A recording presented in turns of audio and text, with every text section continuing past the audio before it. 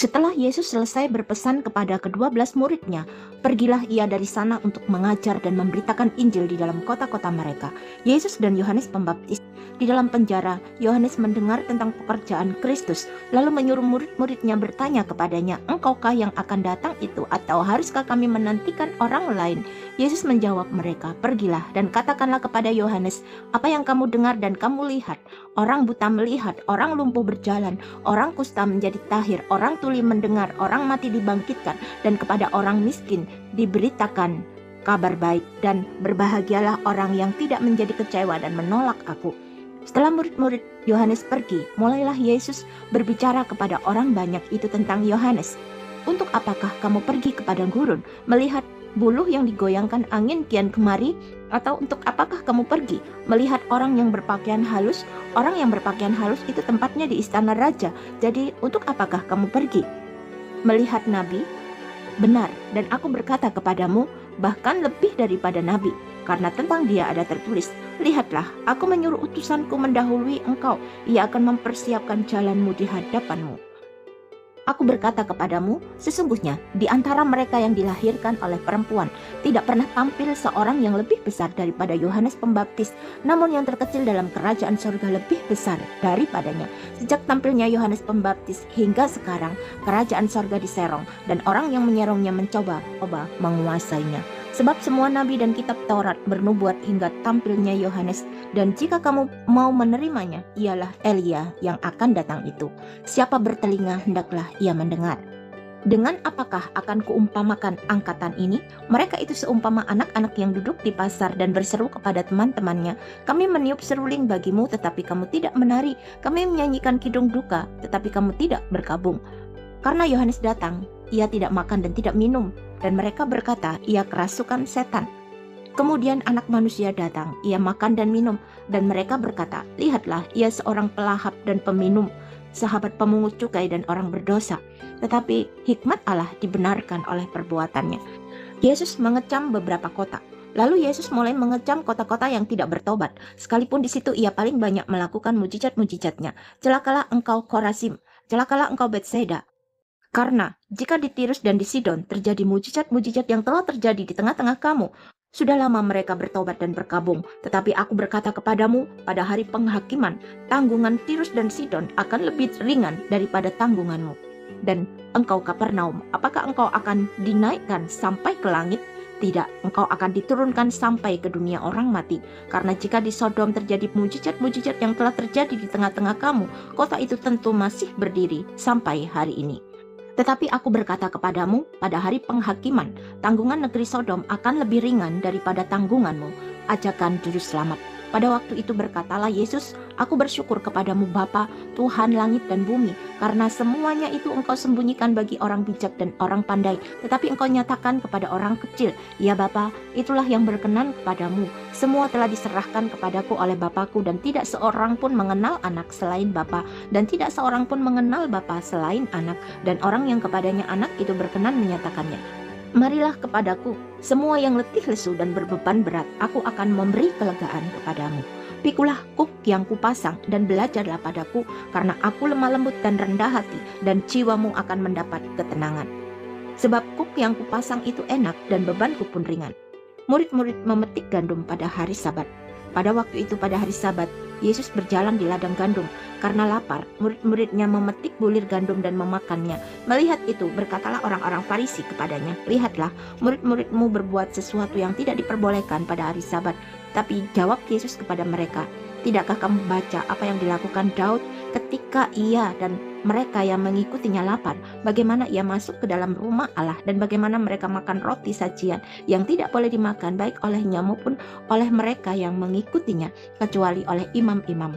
Atau tidakkah kamu baca dalam kitab Taurat bahwa pada hari-hari Sabat imam-imam melanggar hukum Sabat di dalam bait Allah, namun tidak bersalah? Aku berkata kepadamu, di sini ada yang melebihi bait Allah. Jika memang kamu mengerti maksud firman ini, yang ku kehendaki ialah belas kasihan dan bukan persembahan, tentu kamu tidak menghukum orang yang tidak bersalah. Karena Anak Manusia adalah Tuhan atas hari Sabat."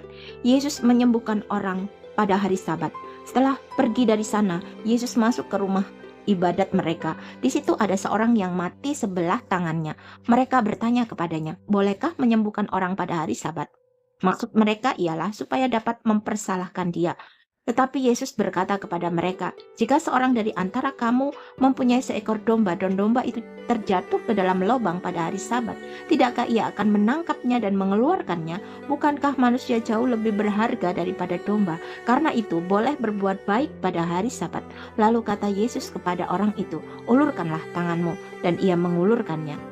Maka pulihlah tangannya itu dan menjadi sehat seperti tangannya yang lain. Lalu keluarlah orang-orang Farisi itu dan bersekongkol untuk membunuh dia. Tetapi Yesus mengetahui maksud mereka lalu menyingkir dari sana. Yesus hamba Tuhan. Banyak orang mengikuti Yesus dan ia menyembuhkan mereka semuanya. Ia dengan keras melarang mereka memberitahukan siapa dia, supaya genaplah firman yang disampaikan oleh Nabi Yesaya. "Lihatlah, itu hambaku yang kupilih, yang kukasihi, yang kepadanya jiwaku berkenan. Aku akan menaruh rohku ke atasnya, dan ia akan memaklumkan hukum kepada bangsa-bangsa. Ia tidak akan berbantah dan tidak akan berteriak, dan orang tidak akan mendengar suaranya di jalan-jalan. Buluh yang patah terkulai tidak akan diputuskannya, dan sumbu yang pudar nyalanya tidak akan dipadamkannya, sampai ia menjadikan hukum itu menang. Dan padanya lah bangsa-bangsa akan berharap." Yesus dan Beelzebul.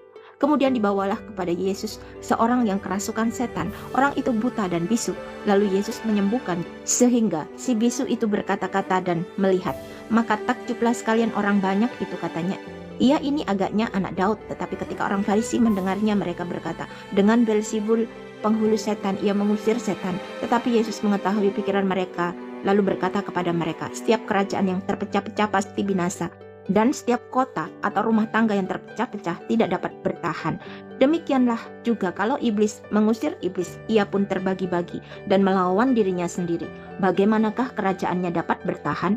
Jadi jika aku mengusir setan dengan kuasa Beelzebul, dengan kuasa siapakah pengikut-pengikutmu mengusirnya?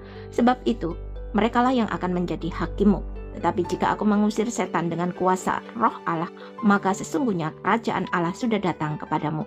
Atau bagaimanakah orang dapat memasuki rumah seorang yang kuat dan merampas harta bendanya apabila tidak diikatnya dahulu orang kuat itu? Sesudah diikatnya barulah dapat ia merampok rumah itu. Siapa tidak bersama aku, ia melawan aku, dan siapa tidak mengumpulkan bersama aku, ia mencerai-beraikan. Sebab itu aku berkata kepadamu, segala dosa dan hujat manusia akan diampuni, tetapi hujat terhadap Roh Kudus tidak akan diampuni. Apabila seorang mengucapkan sesuatu menentang Anak Manusia, ia akan diampuni. Tetapi jika ia menentang Roh Kudus, ia tidak akan diampuni. Di dunia ini tidak, dan di dunia yang akan datang pun tidak. Jikalau suatu pohon kamu katakan baik, maka baik pula buahnya. Jikalau suatu pohon kamu katakan tidak baik, maka tidak baik pula buahnya. Sebab dari buahnya pohon itu dikenal. Hai kamu keturunan ular beludak, bagaimanakah kamu dapat mengucapkan hal-hal yang baik, sedangkan kamu sendiri jahat? Karena yang diucapkan mulut meluap dari hati. Orang yang baik mengeluarkan hal-hal yang baik dari perbendaharaannya yang baik, dan orang yang jahat mengeluarkan hal-hal yang jahat dari perbendaharaannya yang jahat. Tetapi aku berkata kepadamu, setiap kata sia-sia yang diucapkan orang harus dipertanggungjawabkannya pada hari penghakiman. Karena menurut ucapanmu engkau akan dibenarkan, dan menurut ucapanmu pula engkau akan dihukum. Tanda Yunus. Pada waktu itu berkatalah beberapa ahli Taurat dan orang Farisi kepada Yesus, "Guru, kami ingin melihat suatu tanda daripadamu." Tetapi jawabnya kepada mereka, "Angkatan yang jahat dan tidak setia ini menuntut suatu tanda, tetapi kepada mereka tidak akan diberikan tanda selain tanda Nabi Yunus. Sebab seperti Yunus tinggal di dalam perut ikan 3 hari 3 malam, demikian juga Anak Manusia akan tinggal di dalam rahim bumi 3 hari 3 malam. Pada waktu penghakiman, orang-orang Niniwe akan bangkit bersama angkatan ini dan menghukumnya juga. Sebab orang-orang Niniwe itu bertobat setelah mendengar pemberitaan Yunus, dan sesungguhnya yang ada di sini lebih daripada Yunus. Pada waktu penghakiman, ratu dari selatan itu akan bangkit bersama angkatan ini, dan ia akan menghukumnya juga. Sebab ratu ini datang dari ujung bumi untuk mendengar hikmat Salomo, dan sesungguhnya yang ada di sini lebih daripada Salomo."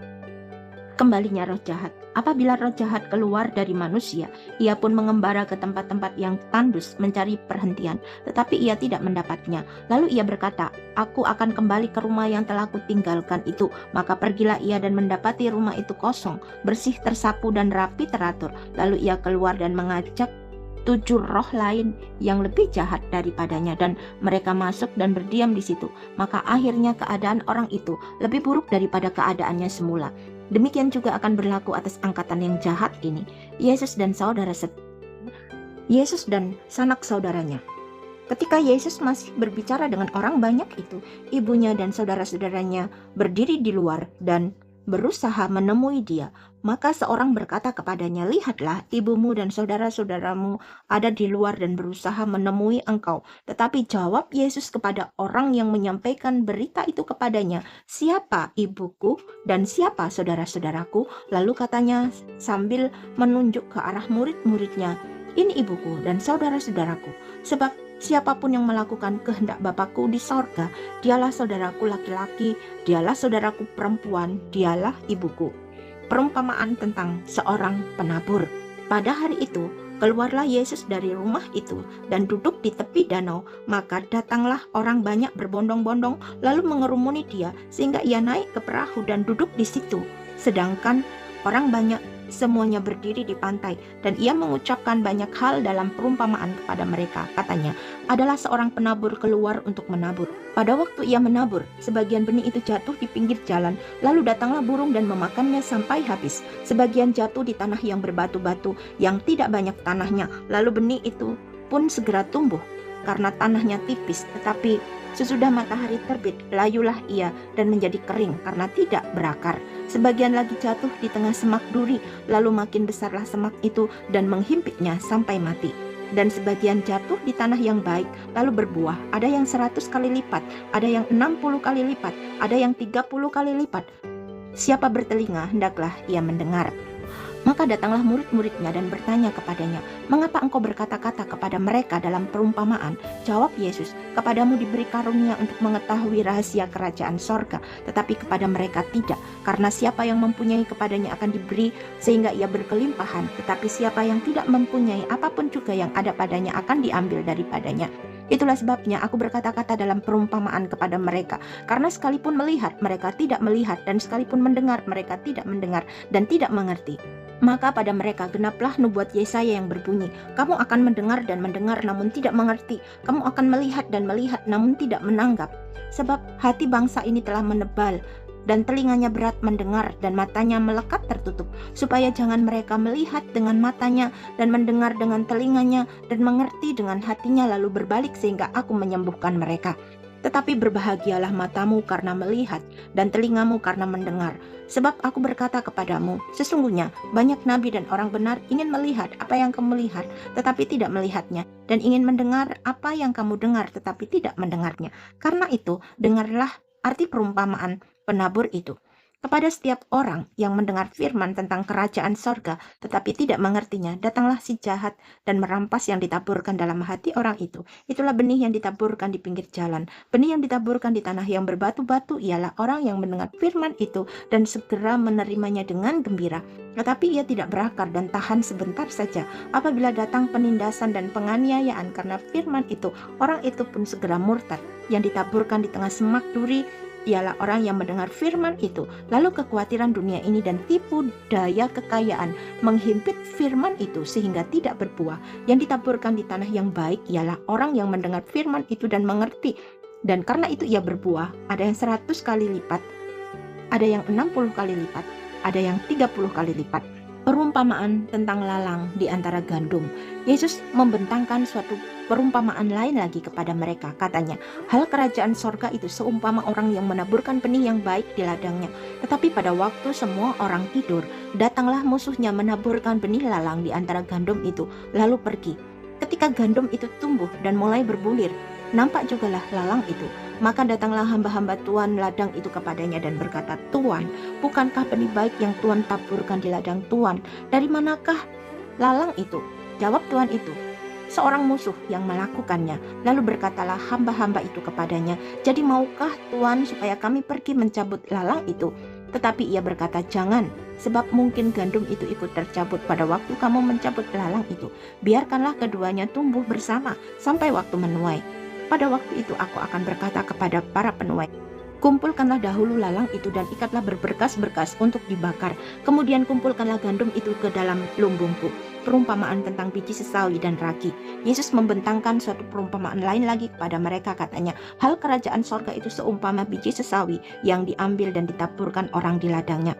Memang biji itu yang paling kecil dari segala jenis benih, tetapi apabila sudah tumbuh, sesawi itu lebih besar daripada sayuran yang lain, bahkan menjadi pohon, sehingga burung-burung di udara datang bersarang pada cabang-cabangnya. Dan ia menceritakan perumpamaan ini juga kepada mereka. Hal kerajaan sorga itu seumpama ragi yang diambil seorang perempuan dan diadukkan ke dalam tepung terigu 3 sukat sampai kamir seluruhnya.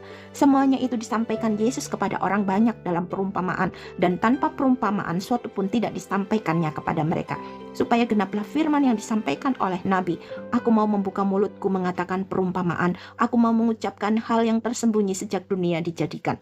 Penjelasan perumpamaan tentang ladang di antara gandum.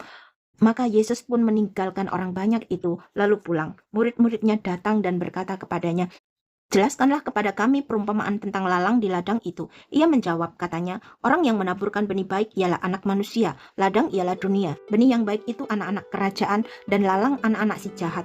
Musuh yang menaburkan benih lalang ialah iblis. Waktu menuai ialah akhir zaman, dan para penuai itu malaikat. Maka seperti lalang itu dikumpulkan dan dibakar dalam api, demikianlah juga pada akhir zaman anak manusia akan menyuruh malaikat-malaikatnya, dan mereka akan mengumpulkan segala sesuatu yang menyesatkan dan semua orang yang melakukan kejahatan dari dalam kerajaannya. Semuanya akan dicampakkan ke dalam dapur api. Di sanalah akan terdapat ratapan dan kertak gigi. Pada waktu itulah orang-orang benar akan bercahaya seperti matahari dalam kerajaan Bapa mereka. Siapa bertelinga hendaklah ia mendengar. Perumpamaan tentang harta terpendam dan mutiara yang berharga. Hal kerajaan sorga itu seumpama harta yang terpendam di ladang, yang ditemukan orang lalu dipendamkannya lagi. Oleh sebab sukacitanya pergilah ia menjual seluruh miliknya lalu membeli ladang itu. Demikian pula hal kerajaan sorga itu seumpama seorang pedagang yang mencari mutiara yang indah. Setelah ditemukannya mutiara yang sangat berharga, ia pun pergi menjual seluruh miliknya lalu membeli mutiara itu. Perumpamaan tentang pukat. Demikian pula hal kerajaan sorga itu seumpama pukat yang dilabuhkan di laut, lalu mengumpulkan berbagai-bagai jenis ikan. Setelah penuh, pukat itu pun diseret orang ke pantai, lalu duduklah mereka dan mengumpulkan ikan yang baik ke dalam pasu, dan ikan yang tidak baik mereka buang. Demikianlah juga pada akhir zaman, malaikat-malaikat akan datang memisahkan orang jahat dari orang benar, lalu mencampakkan orang jahat ke dalam dapur api. Di sanalah akan terdapat ratapan dan kertakan gigi. Mengertikah kamu semuanya itu? Mereka menjawab, ya, kami mengerti. Maka berkatalah Yesus kepada mereka, karena itu setiap ahli Taurat yang menerima pelajaran dari hal kerajaan sorga itu seumpama tuan rumah yang mengeluarkan harta yang baru dan yang lama dari perbendaharaannya. Yesus ditolak di Nazaret. Setelah Yesus selesai menceritakan perumpamaan-perumpamaan itu, ia pun pergi dari situ. Setibanya di tempat asalnya, Yesus mengajar orang-orang di situ di rumah ibadat mereka. Maka takjublah mereka dan berkata, dari mana diperolehnya hikmat itu dan kuasa untuk mengadakan mujizat-mujizat itu? Bukankah ia ini anak tukang kayu? Bukankah ibunya bernama Maria dan saudara-saudaranya Yakobus, Yusuf, Simon, dan Yudas? Dan bukankah saudara-saudaranya perempuan semuanya ada bersama kita? Jadi dari mana diperolehnya semuanya itu? Lalu mereka kecewa dan menolak dia. Maka Yesus berkata kepada mereka, seorang nabi dihormati di mana-mana kecuali di tempat asalnya sendiri dan di rumahnya, dan karena ketidakpercayaan mereka tidak banyak mujizat diadakannya di situ. Yohanes Pembaptis dibunuh. Pada masa itu sampailah berita-berita tentang Yesus kepada Herodes raja wilayah. Lalu ia berkata kepada pegawai-pegawainya, inilah Yohanes Pembaptis. Ia sudah bangkit dari antara orang mati, dan itulah sebabnya kuasa-kuasa itu bekerja di dalamnya. Sebab memang Herodes telah menyuruh menangkap Yohanes, membelenggunya dan memenjarakannya, berhubung dengan peristiwa Herodias, istri Filipus saudaranya. Karena Yohanes pernah menegurnya, katanya, tidak halal engkau mengambil Herodias. Herodes ingin membunuhnya, tetapi ia takut akan orang banyak yang memandang Yohanes sebagai nabi. Tetapi pada hari ulang tahun Herodes, menarilah anak perempuan Herodias di tengah-tengah mereka dan menyukakan hati Herodes. Sehingga Herodes bersumpah akan memberikan kepadanya apa saja yang dimintanya. Maka setelah dihasut oleh ibunya, anak perempuan itu berkata, berikanlah aku di sini kepala Yohanes Pembaptis di sebuah talam. Lalu sedihlah hati raja, tetapi karena sumpahnya dan karena tamu-tamunya, diperintahkannya juga untuk memberikannya. Disuruhnya memenggal kepala Yohanes di penjara. Dan kepala Yohanes itu pun dibawa orang di sebuah talam, lalu diberikan kepada gadis itu, dan ia membawanya kepada ibunya. Kemudian datanglah murid-murid Yohanes Pembaptis, mengambil mayatnya dan menguburkannya. Lalu pergilah mereka memberitahukannya kepada Yesus. Yesus memberi makan 5.000 orang. Setelah Yesus mendengar berita itu, menyingkirlah ia dari situ dan hendak mengasingkan diri dengan perahu ke tempat yang sunyi. Tetapi orang banyak mendengarnya dan mengikuti dia dengan mengambil jalan darat dari kota-kota mereka. Ketika Yesus mendarat, ia melihat orang banyak yang besar jumlahnya, maka tergeraklah hatinya oleh belas kasihan kepada mereka, dan ia menyembuhkan mereka yang sakit. Menjelang malam, murid-muridnya datang kepadanya dan berkata, "Tempat ini sunyi dan hari sudah mulai malam. Suruhlah orang banyak itu pergi supaya mereka dapat membeli makanan di desa-desa." Tetapi Yesus berkata kepada mereka, "Tidak perlu mereka pergi, kamu harus memberi mereka makan." Jawab mereka, "Yang ada pada kami di sini hanya 5 roti dan 2 ikan." Yesus berkata, "Bawalah kemari kepadaku." Lalu disuruhnya orang banyak itu duduk di rumput, dan setelah diambilnya 5 roti dan 2 ikan itu, Yesus menengadah ke langit dan mengucap berkat, lalu memecah-mecahkan roti itu dan memberikannya kepada murid-muridnya. Lalu murid-muridnya membagi-bagikannya kepada orang banyak, dan mereka semuanya makan sampai kenyang. Kemudian orang mengumpulkan potongan-potongan roti yang sisa, 12 bakul penuh. Yang ikut makan kira-kira 5.000 laki-laki, tidak termasuk perempuan dan anak-anak. Yesus berjalan di atas air. Sesudah itu, Yesus memerintahkan murid-muridnya naik ke perahu dan mendahulinya ke seberang. Sementara itu ia menyuruh orang banyak pulang. Dan setelah orang banyak itu disuruhnya pulang, Yesus naik ke atas bukit untuk berdoa seorang diri. Ketika hari sudah malam, ia sendirian di situ. Perahu murid-muridnya sudah beberapa mil jauhnya dari pantai dan diombang-ambingkan gelombang karena angin sakal. Kira-kira jam 3 malam, datanglah Yesus kepada mereka berjalan di atas air. Ketika murid-muridnya melihat dia berjalan di atas air, mereka terkejut dan berseru, "Itu hantu!" Lalu berteriak-teriak karena takut. Tetapi segera Yesus berkata kepada mereka, "Tenanglah, aku ini, jangan takut." Lalu Petrus berseru dan menjawab dia, "Tuhan, apabila engkau itu, suruhlah aku datang kepadamu, jalan di atas air." Kata Yesus, "Datanglah." Maka Petrus turun dari perahu dan berjalan di atas air mendapatkan Yesus. Tetapi ketika dirasanya tiupan angin, takutlah ia dan mulai tenggelam, lalu berteriak, "Tuhan, tolonglah aku." Segera Yesus mengulurkan tangannya memegang dia dan berkata, "Hai orang yang kurang percaya, mengapa engkau bimbang?" Lalu mereka naik ke perahu dan angin pun redalah. Dan orang-orang yang ada di perahu menyembah dia, katanya, "Sesungguhnya engkau anak Allah." Yesus menyembuhkan orang-orang sakit di Genesaret. Setibanya di seberang, mereka mendarat di Genesaret. Ketika Yesus dikenal oleh orang-orang di tempat itu, mereka memberitahukannya ke seluruh daerah itu. Maka semua orang yang sakit dibawa kepadanya. Mereka memohon supaya diperkenankan menjamah jubah-jubahnya, dan semua orang yang menjamahnya menjadi sembuh. Perintah Allah dan adat istiadat Yahudi. Kemudian datanglah beberapa orang Farisi dan ahli Taurat dari Yerusalem kepada Yesus dan berkata, "Mengapa murid-muridmu melanggar adat istiadat nenek moyang kita? Mereka tidak membasuh tangan sebelum makan." Tetapi jawab Yesus kepada mereka, "Mengapa kamu pun melanggar perintah Allah demi adat istiadat nenek moyangmu? Sebab Allah berfirman, 'Hormatilah ayahmu dan ibumu,' dan lagi, 'Siapa yang mengutuki ayahnya dan ibunya pasti dihukum mati.' Tetapi kamu berkata, barang siapa berkata kepada bapaknya atau kepada ibunya, 'Apa yang ada padaku yang dapat digunakan untuk pemeliharaanmu sudah digunakan untuk persembahan kepada Allah,' orang itu tidak wajib lagi menghormati bapaknya atau ibunya. Dengan demikian, firman Allah kamu nyatakan tidak berlaku demi adat istiadatmu sendiri. Hai orang-orang munafik, benarlah nubuat Yesaya tentang kamu. Bangsa ini memuliakan aku dengan bibirnya, padahal hatinya jauh daripadaku. Percuma mereka beribadah kepadaku, sedangkan ajaran yang mereka ajarkan ialah perintah manusia." Lalu Yesus memanggil orang banyak dan berkata kepada mereka, "Dengar dan camkanlah. Bukan yang masuk ke dalam mulut yang menajiskan orang, melainkan yang keluar dari mulut, itulah yang menajiskan orang." Maka datanglah murid-muridnya dan bertanya kepadanya, "Engkau tahu bahwa perkataanmu itu telah menjadi batu sandungan bagi orang-orang Farisi?" Jawab Yesus, "Setiap tanaman yang tidak ditanam oleh Bapakku yang di sorga akan dicabut dengan akar-akarnya. Biarkanlah mereka itu. Mereka orang buta yang menuntun orang buta. Jika orang buta menuntun orang buta, pasti keduanya jatuh ke dalam lubang." Lalu Petrus berkata kepadanya, "Jelaskanlah perumpamaan itu kepada kami." Jawab Yesus, "Kamu pun masih belum dapat memahaminya. Tidak tahukah kamu bahwa segala sesuatu yang masuk ke dalam mulut turun ke dalam perut lalu dibuang di jamban? Tetapi apa yang keluar dari mulut berasal dari hati, dan itulah yang menajiskan orang." Karena dari hati timbul segala pikiran jahat, pembunuhan, perzinahan, percabulan, pencurian, sumpah palsu, dan hujat. Itulah yang menajiskan orang. Tapi makan dengan tangan yang tidak dibasuh tidak menajiskan orang. Perempuan Kanaan yang percaya. Lalu Yesus pergi dari situ dan menyingkir ke daerah Tirus dan Sidon. Maka datanglah seorang perempuan Kanaan dari daerah itu dan berseru, "Kasihanilah aku ya Tuhan, anak Daud, karena anakku perempuan kerasukan setan dan sangat menderita." Tetapi Yesus sama sekali tidak menjawabnya. Lalu murid-muridnya datang dan meminta kepadanya, "Suruhlah ia pergi." Ia mengikuti kita dengan berteriak-teriak. Jawab Yesus, "Aku diutus hanya kepada domba-domba yang hilang dari umat Israel." Tetapi perempuan itu mendekat dan menyembah Dia sambil berkata, "Tuhan, tolonglah aku."